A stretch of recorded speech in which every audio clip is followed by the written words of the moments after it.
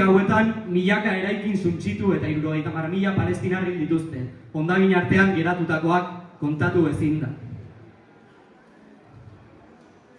Horregatik, palestinar herri langileari naiz eta resistentziari gure babesa adierazi nahi diogu. Gaur-gaurkoz, palestinar herria desagertu ez baldin bada, palestinarrek estatu sionistaren aurrean egindako borrokagatik izan baita.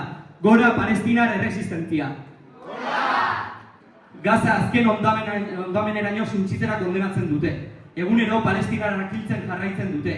Laguntza humanitario oztopatzen. Zisjordania anexionatzeko planak eskuartean dituzte. Libanoa erasotzen ari dira, eta palestinaren okupazioa azken muturrenaino eramateko asmoa egunez egun berresten dute. Ezin dugu ahaztu, Israelek ez lukeela gaur egun duen impunitatea, indarra eta zilegitasuna izango mendebaldeko estatuen eta instituzioen, baita enpresen, babesa izango ez balu. Genozidioaren konplize horiek guztiak seinalatzen jarraituko dugu. Harreman oro etzen dezaten presio eginez. Beraz, palestinarrei arnas apur bat emango dien akordioak sinatzeak ezin du eragin kaleetan Israelen eta bere mendebaldeko konplizen kontrako presioa baretzea. Ez da palestinarren resistentzia eta palestinarren aldarkikapen historikoei zilegitasuna kentzea ere.